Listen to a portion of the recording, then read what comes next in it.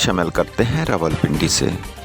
District reporter Farooq Ahmad की report के मुताबिक दसीराबाद के इलाके में 3 डाकुओं की पुलिस पार्टी पर फायरिंग।